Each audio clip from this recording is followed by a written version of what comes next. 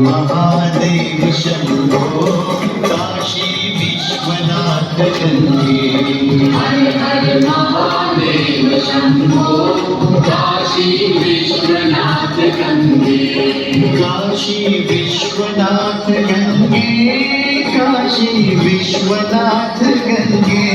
काशी विश्वनाथ गंगे, काशी विश्वनाथ गंगे। हर हर महादेव शंभो काशी विश्वनाथ गंगे। हर हर Mahadev Shambho Kashi Vishwanath Gange.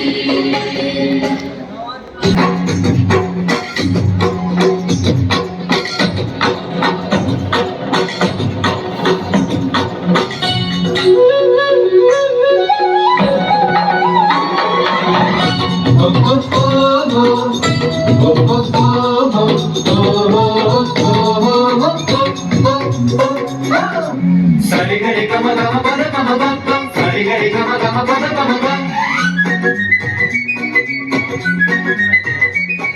Gari gama gama gama pada gita pada, gari gama gama gama pada gita pada.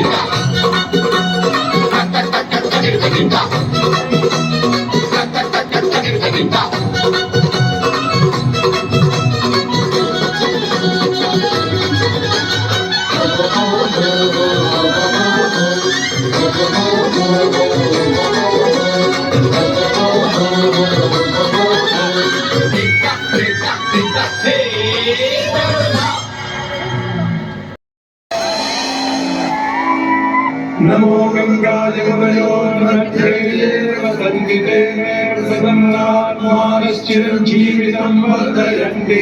नमो गंगाय मुनयोर्मुनिभ्यश्च नमो नमो गंगाय मुनयोर्मुनिभ्यश्च नमः। ॐ शान्ति शान्ति शान्तिः।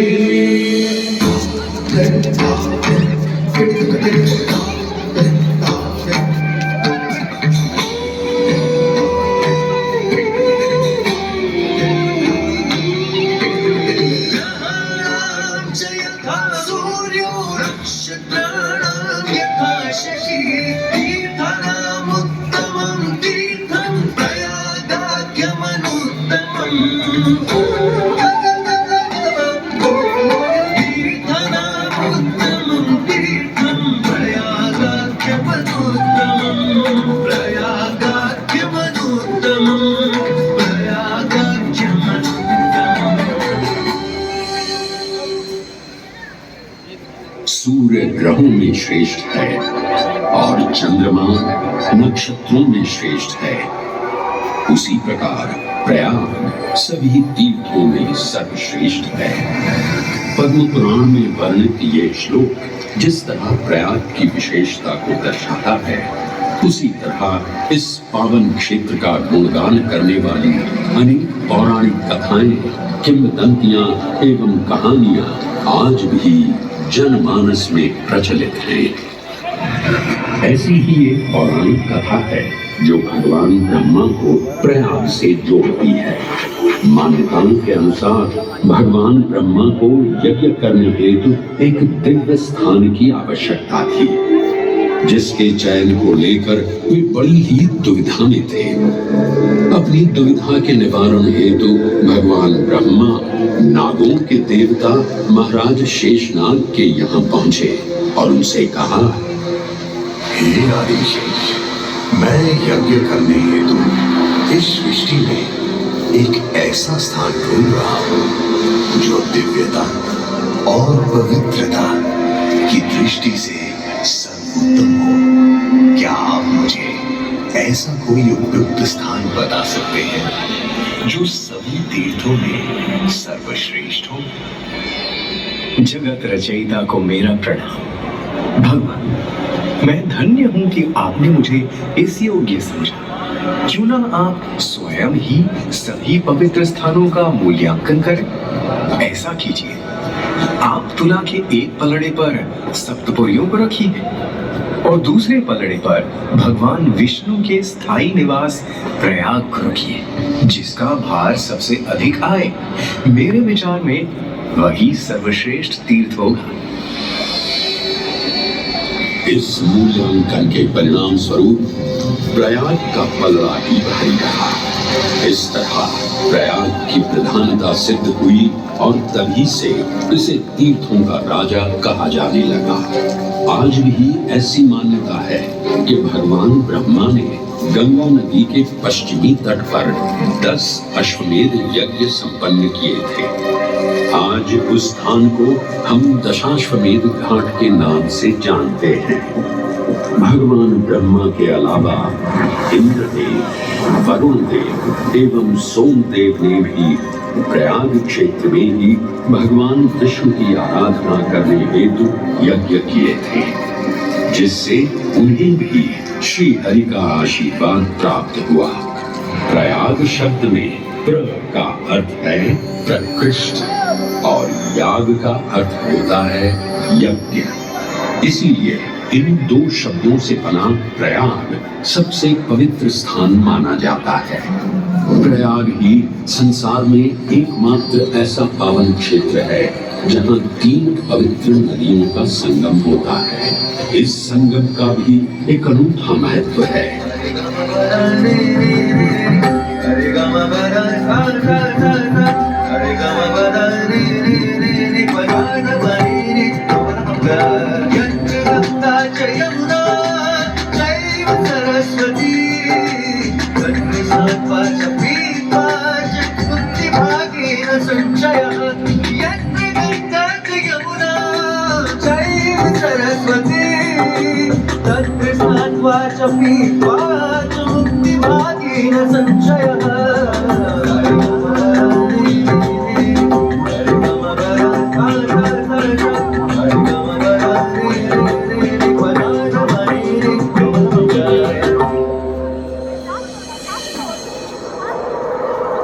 प्रयाग में गंगा, यमुना और सरस्वती जैसी 3 सबसे पवित्र और पूजनीय नदियों का दिव्य संगम होता है। इन नदियों के संगम में स्नान करने एवं संगम का जल ग्रहण करने से मनुष्य मुक्ति का अधिकारी बन जाता है और इसमें किंचित भी संदेह नहीं है। ब्रह्म पुराण में ब्रह्मा जी भी कहते हैं कि प्रयाग में सरस्वती जी अदृश्य रूप में आकर गंगा जी से मिलती हैं। इसलिए इस क्षेत्र को सरस्वती तीर्थ संगम भी कहा गया है। सरस्वती नदी के अदृश्य रूप से मिलने के पीछे भी एक पौराणिक कथा सुनने को मिलती है। ऐसा माना जाता है कि बद्रीनाथ क्षेत्र की गुफाओं में जब वेद व्यास जी भगवान गणेश को महाभारत की कथा सुना रहे थे, तब उस क्षण सरस्वती जी हिम शिखरों से टकराते हुए अपना मार्ग बनाती हुई बड़ी ही तीव्र गति से बह रही थी। सरस्वती नदी के इस तेज बहाव से उत्पन्न होने वाली तेज ध्वनि वेद व्यास जी का ध्यान भंग कर रही थी। इसलिए महर्षि वेद व्यास जी ने सरस्वती जी से वेग और ध्वनि को कम करने का आग्रह किया, परंतु उनके अनुरोध उपरांत भी जब सरस्वती नदी के वेग एवं ध्वनि में कोई कमी नहीं हुई तो उन्होंने क्रोधित होकर सरस्वती जी को श्राप दे दिया और कहा कि वे अब धरती के भीतर यानी कि पाताल लोक में। तब से ये माना जाता है कि हिम शिखरों से उद्गमित हुई सरस्वती नदी उत्तराखंड के माना गांव से आगे अपने अदृश्य रूप में प्रवाहित होती है। आगे चलकर यही अदृश्य रूपी मां सरस्वती प्रयागराज में गंगा एवं यमुना नदी से मिलकर त्रिवेणी संगम को पूर्ण करती है। ये प्रयाग नगरी पवित्रता का उद्गम है, जिसके अंश हमें वेदों एवं पुराणों में भी मिलते हैं, जिनमें वर्णित है सुरों असुरों द्वारा हुआ समुद्र मंथन। अमृत प्राप्ति के लिए सुरों और असुरों ने एकजुट होकर क्षीर सागर का मंथन किया, जिसके संदर्भ में पुराणों में विभिन्न कथाएं देखने को मिलती हैं। उन्हीं कथाओं में एक कथा महर्षि दुर्वासा और इंद्रदेव से संबंधित है। इस कथा के अनुसार ऋषि दुर्वासा ने इंद्रदेव से प्रसन्न हो उन्हें पारिजात पुष्पों की एक दिव्य माला भेंट की, जिसे इंद्रदेव ने साधारण पुष्पों की माला समझ स्वयं धारण न कर उसे अपने वाहक गजराज ऐरावत के मस्तक पर रख दिया। पल भर में गजराज ने वो माला धरा पर गिरा उसे अपने पैरों तले रौंद दिया। ऋषि दुर्वासा से ये अपमान सहन न हुआ और उसी क्षण क्रोधित हो उन्होंने इंद्रदेव को श्राप दे दिया।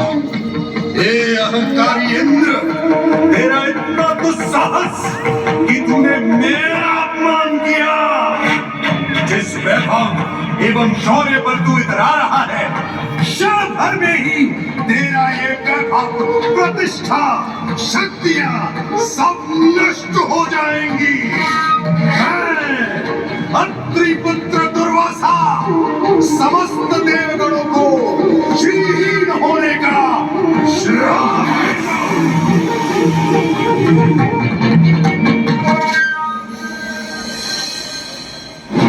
इस श्राप के परिणाम स्वरूप स्वर्गलोक से लेकर वैकुंठ धाम तक का सारा वैभव चला गया।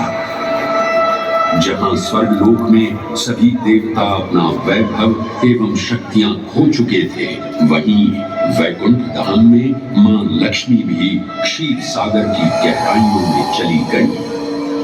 उनके जाते ही सृष्टि का संतुलन बिगड़ने लगा एवं असुर राजा बलि ने तीनों लोक अपने अधीन कर लिए। ये सब देखकर सभी देवतागण अपने श्राप के निवारण हेतु भगवान विष्णु की शरण में जा पहुंचे और कहने लगे, हे पालनहार, हे स्वामी, अब आप ही हमें इस श्राप से मुक्त होने का मार्ग बता सकते हैं, अन्यथा हम अपनी शक्तियों से सदैव वंचित ही रहेंगे और युद्ध में कभी भी असुरों का सामना नहीं कर पाएंगे। हे देवराज, ऋषि दुर्वासा के श्राप से सभी देवतागण जीवन मृत्यु के काल चक्र में बंध चुके हैं। इस काल चक्र एवं श्राप से मुक्त होने के लिए अब केवल एक ही मार्ग शेष है और वो है समुद्र मंथन। इस समुद्र मंथन से निकलने वाले रत्न ही आपके खोए हुए यश, वैभव और कीर्ति को पुनः स्थापित करेंगे। परंतु आपको इस मंथन के लिए असुरों के बल की भी आवश्यकता होगी, क्योंकि उनके बिना यह समुद्र मंथन संभव नहीं है। जैसी आपकी आज्ञा प्रभु, हम असुरों के साथ समुद्र मंथन करने के लिए तैयार हैं। देवताओं और असुरों ने एक मत होकर क्षीर सागर का मंथन करना स्वीकार किया। जहां मंदार पर्वत मथनी के रूप में आए तो वहीं वासुकी नाग को नेति की भूमिका मिली। भगवान विष्णु ने स्वयं कूर्म अवतार धारण कर मंदार पर्वत को उसका आधार प्रदान किया। क्षीर सागर को मथना शुरू किया गया और 14 रत्नों में सबसे पहले हलाहल विष उत्पन्न हुआ। उस विष के प्रभाव को कोई भी देवता या असुर सहन करने में समर्थ नहीं थे। इस कालकूट विष से सृष्टि का विनाश हो सकता था। इसीलिए इस आपदा से बचाने स्वयं देवों के देव महादेव प्रकट हुए और उन्होंने इस विष का पान किया। ये सब देख मां पार्वती ने विष को भगवान शिव के कंठ तक ही रोक दिया। इस कालकूट विष के प्रभाव से महादेव का कंठ नीला पड़ गया और तभी से उन्हें नीलकंठ के नाम से भी जाना जाने लगा।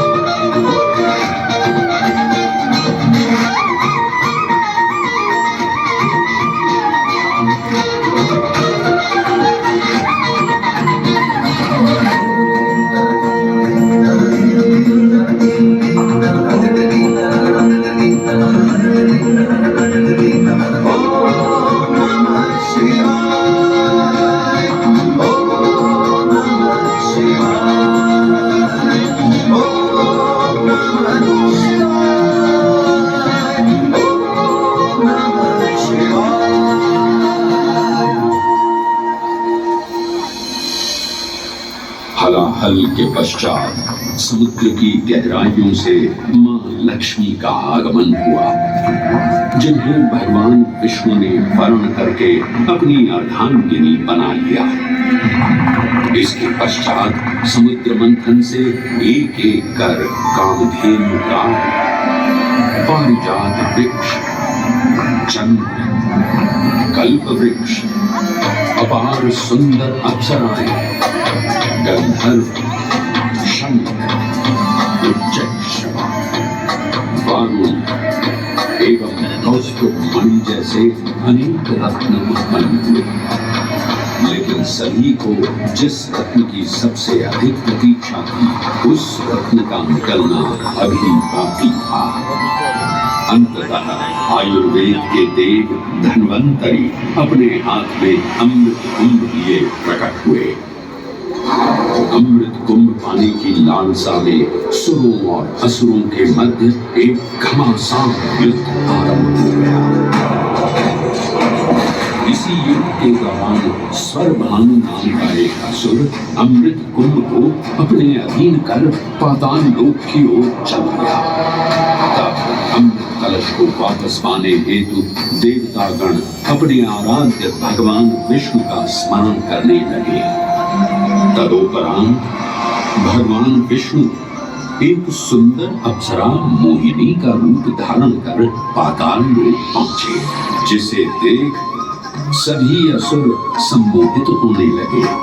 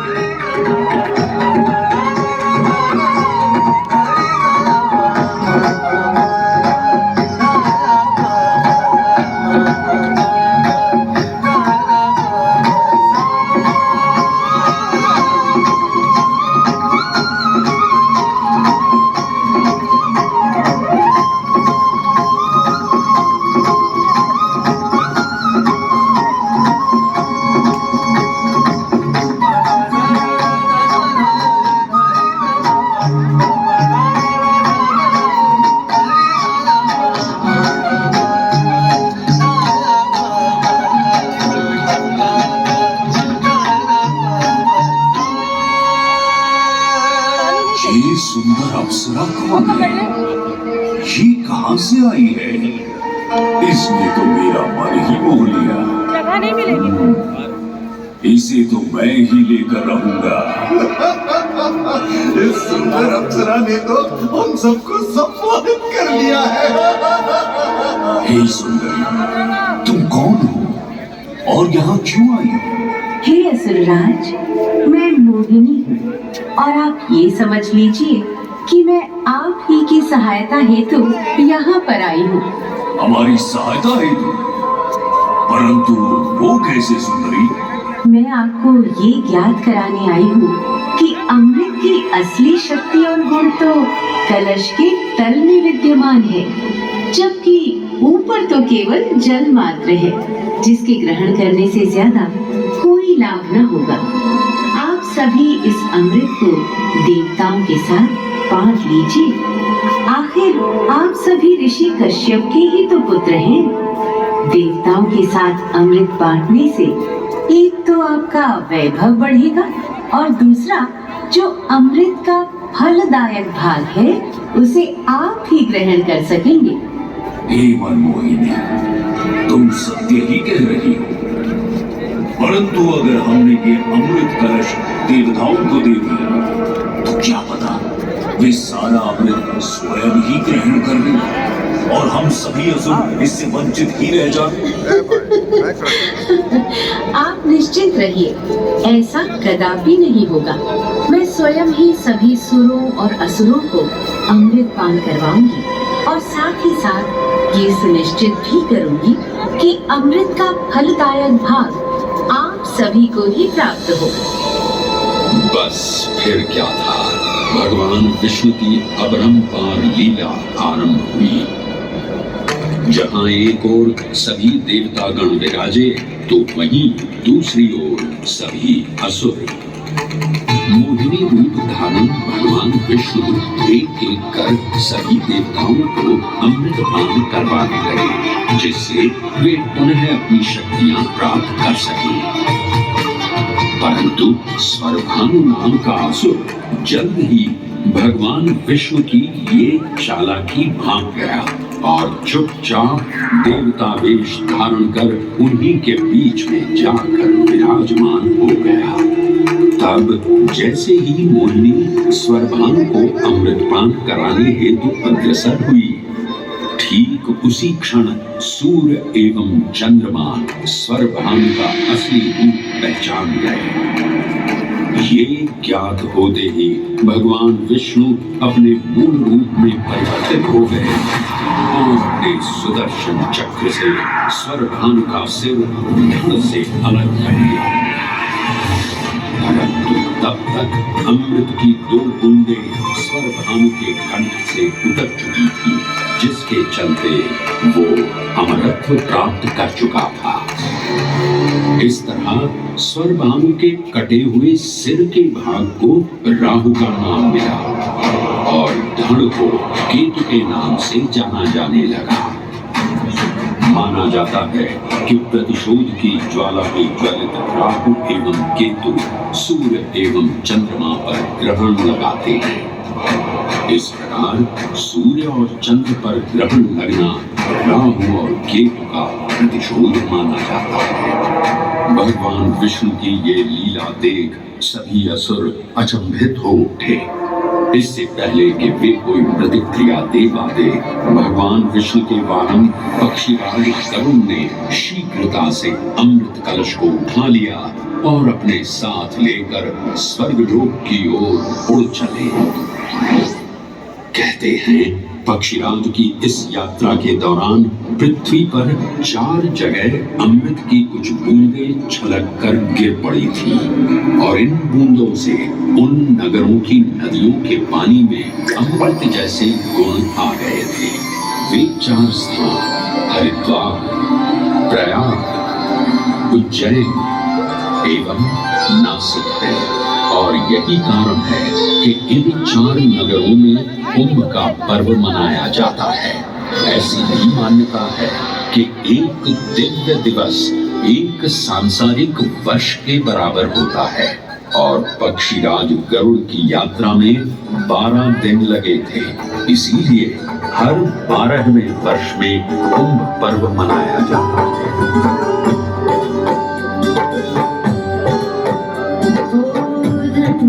मेरा धर्म सनातन, अमृत यहाँ की जलधारा। धन्य है मेरा धर्म सनातन, अमृत यहाँ की जलधारा। भक्त जनों का हुआ समागम, खुशियों का जय जयकारा, खुशियों का जय जयकारा। गंगा यमुना सरस्वती का संगम,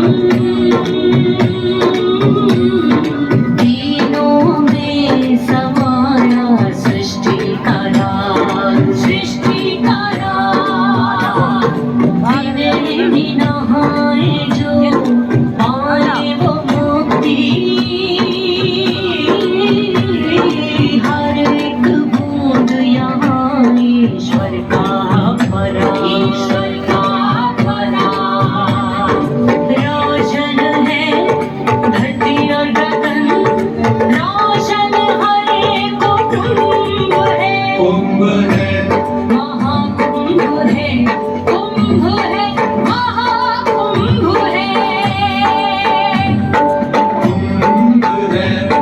महाकुंभ है, कुंभ है, महाकुंभ है। गंगा की तरह जीवन को पावन करता कुंभ है, महाकुंभ है, महाकुंभ है। संगम देवों की महिमा का गुणगान करता कुंभ है, महाकुंभ है, महाकुंभ है, महाकुंभ है।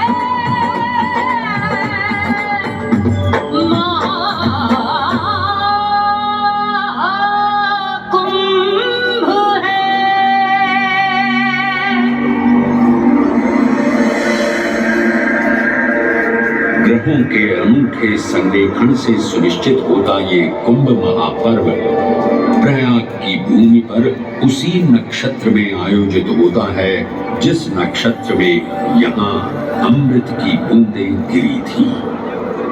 गणनाओं के अनुसार जब बृहस्पति वृषभ राशि में और सूर्य चंद्रमा मकर राशि चक्र में प्रवेश करते हैं, तब प्रयागराज में कुंभ पर्व आयोजित किया जाता है।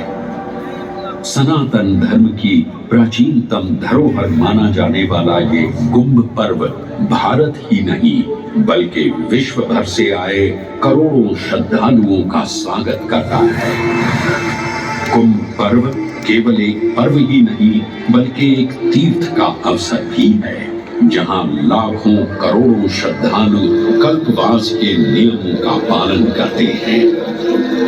पौष पूर्णिमा से लेकर माघ पूर्णिमा तक चलने वाले कल्पवास के दौरान तीर्थालु सांसारिक सुखों को त्याग कर तपस्वी संतों की तरह कुटिया में रहते हैं। उनकी दिनचर्या ब्रह्म मुहूर्त में गंगा स्नान से शुरू हो संध्या वंदना और भजन कीर्तन जैसे आध्यात्मिक कार्यों के साथ रात्रि तक समाप्त होती है। श्रद्धालु दिन में केवल एक ही बार भोजन ग्रहण कर मानसिक रूप से धैर्य, अहिंसा और भक्ति भाव में लिप्त रहते हैं। ऐसी मान्यता है कि जो कल्पवासी मोक्ष की अभिलाषा लिए कुंभ पर्व में कल्पवास के नियमों का पालन करते हैं, उन्हें मोक्ष अवश्य ही प्राप्त होता है। पारंपरिक रूप से इस आध्यात्मिक पर्व की औपचारिक शुरुआत का श्रेय 8वीं शताब्दी के हिंदू दार्शनिक और संत आदि शंकराचार्य को दिया जाता है। उन्होंने न केवल 4 पवित्र मठों पुरी, श्रृंगेरी, द्वारका और बद्रीनाथ की स्थापना की थी, बल्कि सन्यासी परंपरा को जीवित रखने हेतु 10 नाम सन्यासी व्यवस्था का गठन भी किया था, जिसके अंतर्गत निर्वाणी, अटल, निरंजनी, आनंद, जूना, आवाहन और अग्निसात नामक 7 अखाड़े निर्मित हुए। आदि शंकराचार्य का उद्देश्य शास्त्रों के ज्ञान को आपस में साझा कर सनातन धर्म के दार्शनिक आधारों को सुदृढ़ और परिपक्व करना था। अतः धर्म की सभी शाखाओं को संगठित रखने हेतु आदि शंकराचार्य ने प्रयाग की भूमि पर कुंभ पर्व को पुनः आयोजित किया। आज के इस दौर में कुंभ पर्व की महत्ता का अनुमान इसी बात से लगाया जा सकता है कि यूनेस्को द्वारा मानवता की अमूर्त सांस्कृतिक विरासत की प्रतिनिधि सूची में इस पर्व को शामिल किया गया है।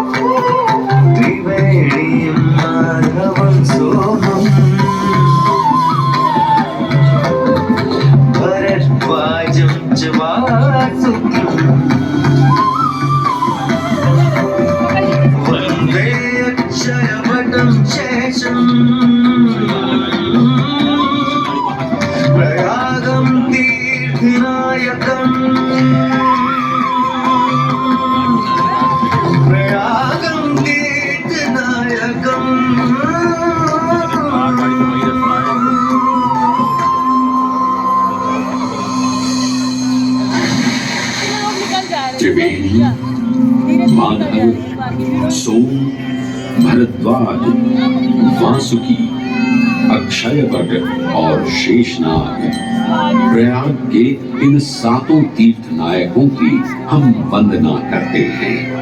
परंतु उक्त 7 तीर्थ नायकों में वेणी माधव का ही प्रमुख स्थान है। त्रिवेणी संगम में स्नान के साथ साथ श्रद्धालु वेणी माधव मंदिर में दर्शन कर भगवान विष्णु का आशीर्वाद भी प्राप्त करते हैं। मान्यताओं के अनुसार वेणी माधव इलाहाबाद किले के परिसर में स्थित पातालपुरी मंदिर में एक पवित्र अक्षयवट वृक्ष के पत्तों पर एक बालक के रूप में विश्राम करते हैं। पौराणिक कथाओं के अनुसार अक्षयवट एक शाश्वत वृक्ष है जो भगवान विष्णु का स्थायी निवास है, जहां से वे सृष्टि का पुनः निर्माण करते हैं। त्रेता युग में भी अक्षयवट वृक्ष का उल्लेख देखने को मिलता है। कहा जाता है कि भगवान श्री राम, माता सीता एवं अनुज लक्ष्मण अपने वनवास काल में इस स्थान पर आए थे। वैसे तो भगवान श्री राम का वनवास प्रयाग में श्रृंगी ऋषि को समर्पित श्रृंगवेरपुर धाम से आरंभ होता है। ये वही स्थान है जहां निषाद राज गुह ने भगवान श्री राम, माता सीता और अनुज लक्ष्मण को गंगा पार जाने के लिए सहायता प्रदान की थी। श्रृंगवेरपुर से प्रभु श्री राम ऋषि भरद्वाज के आश्रम पहुंचे थे। भरद्वाज मुनि बसहि प्रयागा, गोस्वामी तुलसीदास जी ने रामचरितमानस में ऋषि भरद्वाज का निवास स्थान प्रयागराज ही बताया है। ऋषि भरद्वाज से त्रिवेणी संगम की महिमा सुन प्रभु श्री राम, माता सीता और अनुज लक्ष्मण त्रिवेणी संगम में स्नान कर तीनों नदियों का आशीर्वाद प्राप्त करते हैं। इसी कड़ी में एक प्रचलित कथा के अनुसार संगम तट पर ही माता सीता ने प्रभु श्री राम से महादेव और परम शक्ति मां पार्वती की आराधना करने की अपनी मनोकामना को व्यक्त किया था, जिसके उपरांत प्रभु श्री राम ने यमुना तट पर भगवान भोलेनाथ और मां पार्वती को समर्पित एक मंदिर का निर्माण करवाया था, जिसे आज हम मनकामेश्वर मंदिर के नाम से भी जानते हैं। त्रेता युग में स्वयं प्रभु श्री राम ने माता सीता के साथ इसी मंदिर में भगवान शिव एवं मां पार्वती की पूजा अर्चना कर उनसे आशीर्वाद प्राप्त किया था। महादेव के इस प्राचीन मंदिर से अगर थोड़ा आगे चले तो उन्हीं के अंशावतार पवन पुत्र हनुमान जी का मंदिर भी विद्यमान है। जय जय महाबली हनुमान, महावीर हनुमान, पवन पुत्र हनुमान।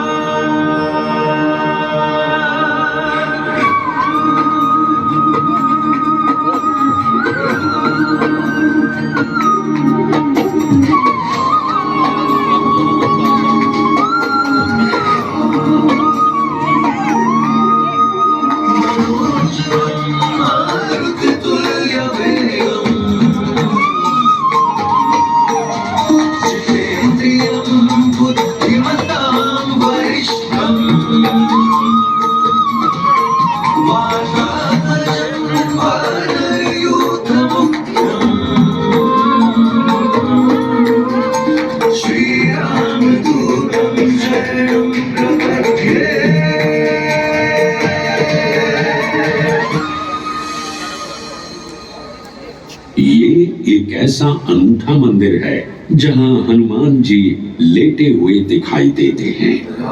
प्रचलित कथाओं की माने तो हनुमान जी के आदेशानुसार बाघंबरी बाबा को इस तट पर उत्खनन करते समय हनुमान जी की एक दिव्य मूर्ति प्राप्त हुई थी, जिसके फलस्वरूप आज यहाँ बड़े हनुमान जी का मंदिर विद्यमान है।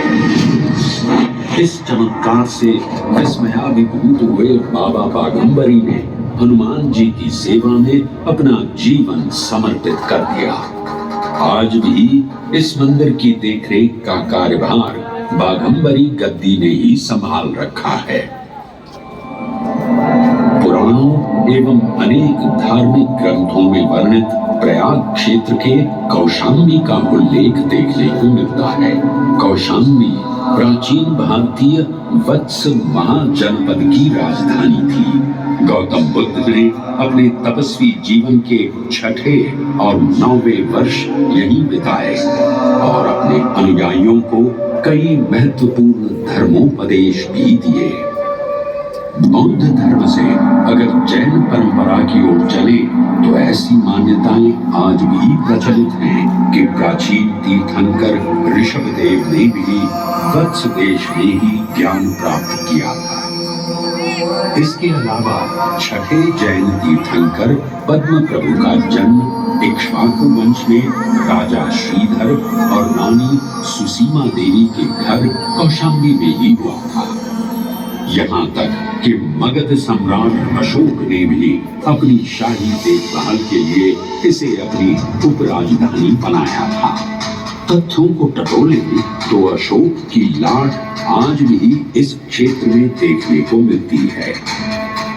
धार्मिक विविधता से परिपूर्ण प्रयाग क्षेत्र एक ऐसा अनूठा क्षेत्र है जहां ज्ञान का प्रकाश फैलाने सिख गुरु भी पधारे हैं। प्रयागराज के अहियापुर में स्थित गुरुद्वारा पक्की संगत साहिब इसी की एक बेजोड़ निशानी है। माना जाता है कि श्री गुरु तेग बहादुर जी अपनी यात्रा के दौरान 6 महीने इसी स्थान पर रुके थे। यहाँ वे प्रार्थना और ध्यान करते थे, इसलिए इसे तप स्थान भी कहा गया है। ये कहना गलत नहीं होगा कि त्रिवेणी संगम के तट पर गुरुओं और संतों की शिक्षाओं का अनोखा समावेश है। ये गुरुद्वारा पक्की संगत साहिब इलाहाबाद या इलाहाबाद के नाम से कुछ समय के लिए चर्चित ये प्रयागराज आज भी जीवंत है। धर्म और संस्कृति का अनूठा इतिहास संजोए हुए तीर्थराज प्रयागराज में वेणी माधव, शिव और शक्ति के विभिन्न स्वरूप आज भी विद्यमान हैं, जो इस पावन क्षेत्र को अद्वितीय बनाते हैं। प्रयागराज की इतनी विशाल पृष्ठभूमि समझने के बाद लगता है कि ये कहना कभी गलत नहीं होगा कि प्रयागराज सिर्फ एक शहर नहीं बल्कि अपने अंदर दैवीयता, विविधता और धार्मिकता को संजोए हमारा पूर्ण गौरवशाली इतिहास है।